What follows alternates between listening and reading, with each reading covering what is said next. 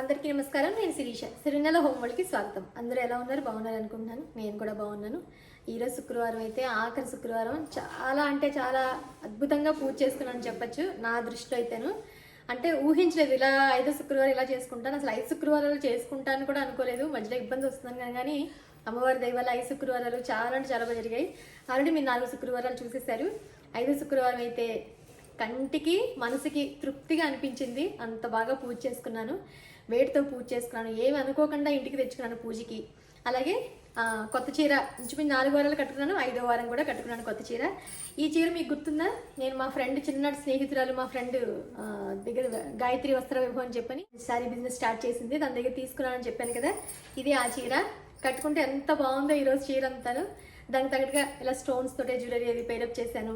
Colour కూడా rare colour. అసలు నాకు ఈ కలర్ నా వార్డ్రోబ్లో అయితే లేదు. ఒక మెహందీ గ్రీన్ అంటాం మనం, మెంతి రంగు, తేనె కలరు అంటాం కదా. అది ఏ కలర్ నేను కరెక్ట్గా చెప్పలేకపోతున్నాను కానీ ఆ కలర్ శారీ ఇది. బాగా మెరుస్తూ మెరుస్తూ ఉంది. సో చీర కట్టుకున్నాను ఈరోజు. కొత్త జ్యువెలరీ, కొత్త శారీ, ఇలా రెడీ అయ్యాను సింపుల్గాను.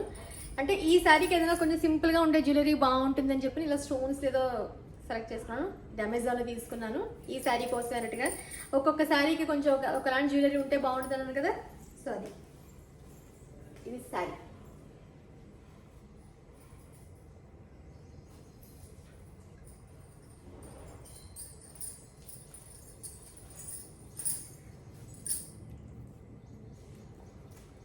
శారీ అంతా ఫుల్ స్టోన్స్.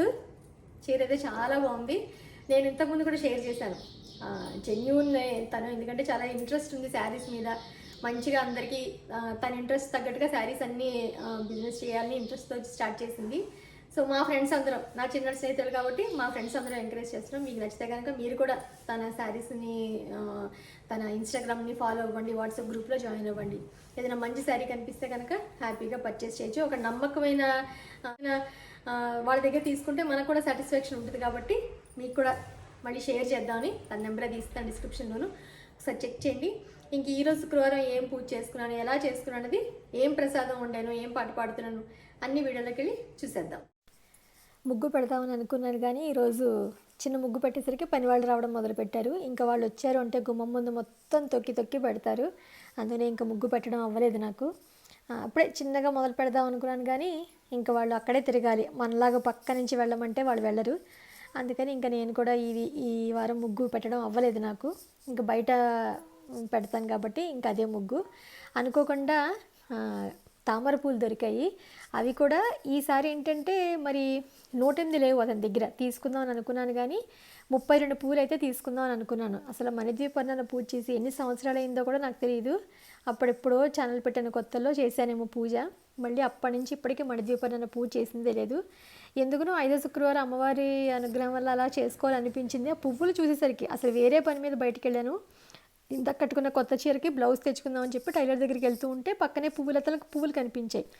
సరే ఏదైనా పూజకి మామూలుగా చామంతులు అవి తీసుకుందామని చెప్పని ఆగితే అనుకోకుండా అక్కడ ఈ తామర పూలు కనిపించాయి. మరి తామర పూలు అంటారో కలువ పూలు అంటారో ఎప్పుడు కన్ఫ్యూజన్. కలువ పూలు అయితే రేకు కోలగా పొడుగ్గా ఉంటుంది. మా అమ్మగారు వాళ్ళు అనపర్తిలో ఉన్నప్పుడు, కొవ్వూరులో ఉన్నప్పుడు బుట్ట మీద ఒక అతను పూలు తెస్తూ ఉండేవాడు అనమాట. పువ్వు 2 రూపాయలు, మహా అయితే రూపాయి, 2 రూపాయలు, 3 రూపాయలు అంతే. 108 పువ్వులు తెచ్చి అలా పెట్టేస్తూ ఉండేవాడు గుమ్మంలోనూ. మా పిల్లలు చిన్నప్పుడైతే 108 పూలు ఎన్ని రకాల వాటిల్లో చేసుకున్నానో అసలు లెక్కలేదు నాకు. దసరాలు వస్తే చాలు అమ్మ, అక్క, నేను కలిపి మా ముగ్గురికి, మా అమ్మకి, నాకు, అక్కకి కూడా 108 పూలు, ఎవరు పూలు వాళ్ళకన్నట్టుగా రంగురంగులు. అసలు పూజా మందిరం సరిపోయేదే కాదు, అంత బాగా పూజలు చేసుకున్నాను. నేను 108 పూలు 108 రకాలు చేసుకున్నప్పుడు కూడా కలువల్లో చాలా రకాలు చేసుకున్నాను. తామర పూల్లో ఇదైతే చేసుకున్నట్టు గుర్తు. మళ్ళీ అప్పటికి వీడియోలు ఫోటోలు ఏమీ లేదు కాబట్టి నేను తీసుకోలేకపోయాను. అదే ఇప్పుడు అనిపిస్తుంది బాధగాను. ఫోటో అయినా తీసుకుని ఉంటే బాగుండేది. పలానా పువ్వు ఈ వారం ఇలా చేసుకున్నాను అలా ఉండుంటే నెక్స్ట్ ఎవరికైనా షేర్ చేయడానికి బాగుండేది అని అనిపిస్తుంది. బట్ లేదు, ఫొటోస్ తీసుకోలేదు నేను, అదే వచ్చింది. ఇప్పుడైతే తామర పూలే అనుకుంటున్నాను. కలువలు అయితే పొడుగ్గా ఇలా ఉంటాయి చూసారు కదా, అలా. ఇవైతే తామరలే అని నాకు తెలుసు. మీరు కూడా అవునా కదా చెప్పండి. 2 కన్ఫ్యూజన్ నాకు చిన్నగాను. ఇవాళ ఏంటంటే అమ్మవారికి కొబ్బరి అన్నం చేద్దామని చెప్పని కొబ్బరి పాలు డైరెక్ట్గా తీసుకున్నాను అనమాట. నేను మామూలుగా జెప్టోలో బుక్ చేశాను, వచ్చాయి. తర్వాత వాటితోటి ఎన్ని వస్తే అన్ని పాలు, మిగతావి వాటర్ పోసి కొబ్బరి రైస్ అయితే రెడీ చేశాను ప్రసాదానికి. అసలు పువ్వులు విడిచాక అంటే వాటిని ఓపెన్ చేయాలి మనమేను. ఎంత అందంగా ఉన్నాయంటే అరచేయి కూడా సరిపోదేమో అంత పెద్ద పెద్ద పువ్వులు. ఎంత సంతోషంగా అనిపించిందంటే అసలు అటు వెళ్దామని పువ్వులు కొందామని ఆలోచన లేదు. బ్లౌజ్ తెచ్చుకుందామని వస్తూ ఊరికే చూసాను ఏదైనా పువ్వులు ఉంటాయేమో అని చూసి తెచ్చుకున్నాను. అసలు అవన్నీ ఇలా విడుస్తూ పెద్దవి చేస్తూ ఉంటే అబ్బా 32కే ఇంత అందంగా ఉంది, 108 పువ్వులు అయితే పూజకి అంతా నిండిపోయేదేమో అని సంతోషపడ్డాను. ఆనందంగా అనిపించింది చాలాను. ఒక్కొక్కసారి చూసారు ఇదివరకు అంటే అప్పటికి ఇంకా భక్తి తెలియనప్పుడు పూజతో ఏదో చేసేసుకోవాలనుకునేటప్పుడు చేసేసుకున్న రోజుల్లో చిన్నప్పుడు ఒక 10, 12, 13 ఏళ్ళ కిందట నేను చెప్పిన పూలు ఈ కలువలు అవన్నీ చేసుకున్నది మా పిల్లలు చిన్నప్పుడు 12, 13, 14 ఏళ్ళ కిందట మాట నేను చెప్పింది. అప్పటికి మనకి ఏంటంటే పిల్లలు చిన్నప్పుడు ఉన్నప్పుడు దాని అందం అంటే ఆ సంతృప్తి మనకు తెలియదు. ఇప్పుడు మనకు తెలుస్తుంది. అబ్బా ఇలాంటి పువ్వు అమ్మవారికి ఎంత అందంగా ఉంటుంది, అమ్మవారి పాదాల చెందకు చేరితే ఎంత సంతోషంగా అనిపిస్తుంది అని ఆనందం మనకి ఇప్పుడు తెలుస్తుంది అనిపించింది. అఫ్కోర్స్ ఇప్పటికే నాకు కొంచెమే తెలుసు అనిపిస్తుంది. మా అమ్మగారి వాళ్ళతో పోలిస్తే ఇంకా ఏదో ఆలోచనలతో ఉంటూ ఉంటాం కదా మనం అని అనిపిస్తుంది. ఈరోజు కూడా పంచదీపారాధన చేసుకుని చక్కగా అంటే పువ్వులు కూడా బాగా వచ్చాయి. ఈరోజు మామూలుగా పెరట్లో పువ్వులు కూడా ఉంటాయి సరిపోతాయి, కానీ నాకేంటంటే శుక్రవారం ఇంకొంచెం 4 పూలు ఎక్కువ ఉంటే బాగుంటుంది కదా అనిపిస్తుంది అంతేను. ఎక్కడైనా కింద పడతాయేమో అంటే తామర పూలు పెట్టినప్పుడు కింద పడతాయేమో అని చెప్పని నిన్నేమో ఈ విరజాజులు కొని వాటి మాల కడితే పూలు కొంచెం వడిలినట్టుగా అయిపోయాయి. మొగ్గలు తెప్పించి కట్టామన్నమాట. సో ఫోన్లే ఇంకా మాలైన వేద్దాం, లక్ష్మీ వెంకటేశ్వరునికి ఇద్దరికి మాల వేసినట్టుగా ఉంటుందని చెప్పని పంచదీపారాధనకి అంతా రెడీ చేసుకుని కామాక్షి దీపాలంకరణకి అంతా రెడీ చేసుకున్నాను అనమాట. ఇవన్నీ అంటే కొంచెం పువ్వులన్నీ రాత్రి తెచ్చుకున్నాను కాబట్టి ఉదయాన్నే కొంచెం అన్నీ ఒలుచుకొని ఒక్కొక్కటి అలా చేసుకుని ఆ పైన అంతా రెడీ చేసుకునేసరికి కొంచెం టైం పట్టింది. ఒక పక్కేమో ఇంట్లో వాళ్ళు పైన తల నొప్పి వచ్చేలాగా డ్రిల్లింగ్ మిషన్తో డ్రిల్ చేసేస్తూ ఉంటే అసలు చాలా హెడేక్ వస్తుంది. నేను రాత్రి అనుకోకుండా అసలు పొద్దునకు పూజ చేసుకుంటానా అన్న కూడా అనుకోలేదు, అంత పంటి నొప్పి వచ్చింది. మరి ఏమన్నా క్యావిటీ ఉందా లేకపోతే చిగురు వాచిందేమో అని అనిపించింది నాకు. ఎందుకంటే బాగా చివరి దంతము రెడ్గా అయిపోయి స్వెల్లింగ్ వచ్చినట్టు అయ్యింది. మరి ఎందువల్లో లేకపోతే ఏమో తెలియదు, కానీ నైట్ అయితే అసలు ఒక్క క్షణం పడుకున్నట్టుగా లేదు. నేను అంత ఇబ్బంది పడ్డాను. పంటి నొప్పి అసలు ఇంతకుముందు అనుభవించాను అవన్నీ. నేను క్యావిటీస్ ఉంటే ఒక 2-3 పళ్ళు 4 పళ్ళు ఎన్నో దంతాల మధ్యలో ఉంటే అన్నీ బాగు చేయించుకున్నాను. 3 ఏళ్ళ కిందటంతా పని అయింది. డబ్బు కూడా బాగానే ఖర్చు అయింది. అమ్మయ్య ఇంకొండదు అనుకున్నాను, కానీ మళ్ళీ ఒక్కసారిగా రాత్రి ఒక నరకలా అనిపించింది నాకు. అంటే ఒక ఇరిటేషన్ వచ్చేస్తుంది. మనం ఆ నొప్పి మిగతా నొప్పులన్నీ వేరే, కానీ పంటి నొప్పి మాత్రం అసలు చాలా బాధగా అనిపిస్తుంది. అమ్మో నేను పూజ చేసుకోలేనేమో ఈరోజు, అసలు లేవగలనా అన్నట్టుగా అనిపించింది నాకు. ఆ తర్వాత ఒక రాత్రంతా ఏవో చిన్న హోమ్ రెమెడీస్ చేశాను, కానీ ప్రతి 2 గంటలకి గంటలకి మళ్ళీ జుమ్మని నొప్పి వచ్చేసి అంత నొప్పి బాగా ఇంకా సివియర్గా వస్తుంది అనమాట. ఉదయాన్నే ఒక 2 రస్కులు తిని ఫస్ట్ ట్యాబ్లెట్ వేసుకున్నాక అప్పుడు మిగతా పనులన్నీ చేసుకోగలిగాను. ఎందుకంటే ఏం తినకుండా వేసుకోలేను. అలానే తిని ఏదైనా తినాలని శుక్రవారం పూజ చేసుకోవాలి కాబట్టి తినాలని లేదు. రస్కులు కార్న్ఫ్లెక్స్ అలాంటివి తినైతే మనం చేసుకోవచ్చు కదా అని చెప్పి 2 రస్కులు పాలల్లో వేసుకొని అవి తిని ఒక ట్యాబ్లెట్ వేసుకుంటే అప్పుడు నొప్పి తగ్గాక చేసుకోవాలి ఇంట్రెస్ట్ మళ్ళీ వచ్చింది. అమ్మాయి అనిపించింది. లేకపోతే అప్పుడు టెన్షన్గా అనిపించింది బాగాను.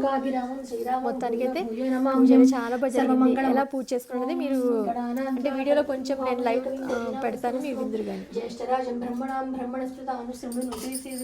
ఓం శ్రీ లక్ష్మీ గణపతి ధ్యాయామి, ధ్యానం సమర్పయామి, ఆవాహయామి, ఆవాహనం సమర్పయామి, ఆసనార్థ సింహాసనం సమర్పయామి. మామూలుగా శుక్రవారం మామూలుగా నేను లక్ష్మీ అష్టోత్తరం ఏదైతే పూజ చేసుకుంటానో అది చేసేసుకున్నాక అప్పుడు మణిద్వీపన్న పూజ చేసుకున్నాను. మనం మణిద్వీపన్న పూజ చేసుకున్నా ముందు అమ్మవారికి సంబంధించింది. అంటే ఈరోజు కుంకుమ పూజ చేసుకున్నాను ఈ వారం కూడా. నేను 108 పూలు అవి ఎలాగో లేవు కదా, అందుకని మామూలుగా వైభవలక్ష్మి పుస్తకాల్లో నేను ఏదైతే పూజ చేసుకోవడానికి అన్నీ ఉంటాయో ఆ రకంగా నేను అంతా చేసేసుకుని అష్టోత్తరం అన్నీ చదివేసుకుని నెక్స్ట్ మళ్ళీ లాస్ట్కి ఏంటంటే మళ్ళీ 32 పువ్వులతోటి మణిద్వీపవర్ణం చదువుకుంటూ ఉంటుంది కదా మనకి, అలా ఒక్కొక్క పువ్వు అమ్మవారికి సమర్పిస్తూ అలా పూజ చేసుకున్నాను అనమాట. ఈ పూజ అయినట్టుంది, ఆ పూజ అలా చేసుకున్నట్టుగా ఉంది. గడపల గంటకి పసుపు రాసుకోవడం అవన్నీ అయితే రెగ్యులర్గా 5 వారాలు మిస్ కాకుండా చేశాను. బట్ ముగ్గు ఒకటే పెట్టలేకపోయినా చిన్నగా బాధగా అనిపించింది. సరే పరిస్థితి మనకి అనుకూలంగా లేదు కాబట్టి ఫోన్లైన్ అనుకున్నాను అంతేను. పూజ ప్రశాంతంగా మంచిగా ఇష్టంగా చేసుకున్నాను కదా అని ఒక సంతోషంగా అనిపించింది. నాకు తెలిసి ఈ వారం కూడా ఎవరైనా ఇంకా కొంతమంది చేసుకునే ఉండొచ్చు అనుకుంటున్నాను. మ్యాక్సిమం అందరూ చేసేసుకుంటారు, బట్ ఎవరైనా చేసుకున్న వాళ్ళకి బాగా చేసుకున్నారని మనస్ఫూర్తిగా అనుకుంటున్నాను నేను. ఓం ప్రకృతియే నమః, ఓం వికృతియే నమః, ఓం విద్యాయే నమః, ఓం సర్వభూతహితప్రదాయ నమః, ఓం శ్రద్ధాయ నమః, ఓం విభూతియే నమః, ఓం సురభ్యే నమః, ఓం పరమాత్మికాయ నమః, ఓం వాచే నమః, ఓం పద్మాలయాయ నమః, ఓం పద్మయే నమః, ఓం శుచియే నమః, ఓం స్వాహాయ నమః, ఓం సుధాయ నమః. 5 శుక్రవారం చక్కగా పూజ అయింది. ఇంక నెక్స్ట్ మళ్ళీ మనకి 27వ తారీఖు వినాయక చవితి కదా. వినాయక చవితికి మళ్ళీ అంతా రెడీ అవ్వడం, మనం వినాయకుడిని కొనుక్కోవడం, పత్రి అవన్నీ రెడీ చేసుకోవడం అవన్నీ ఉంటుంది.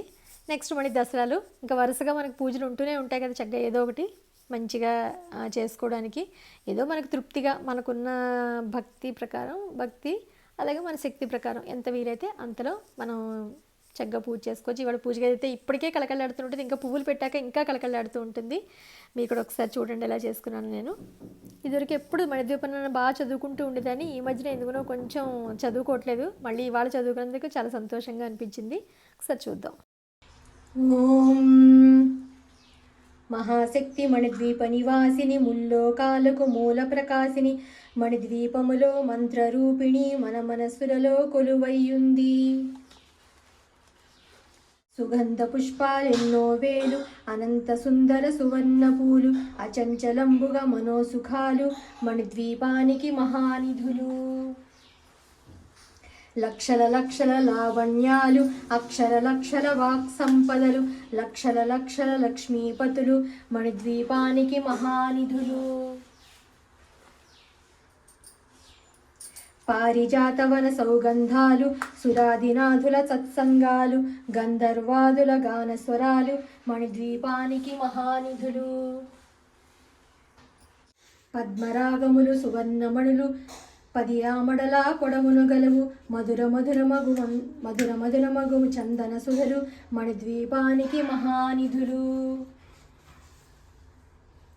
64 కళామ తల్లులు, వరాలనొసికే 16 శక్తులు, పరివారముతో పంచబ్రహ్మలు మణిద్వీపానికి మహానిధులు.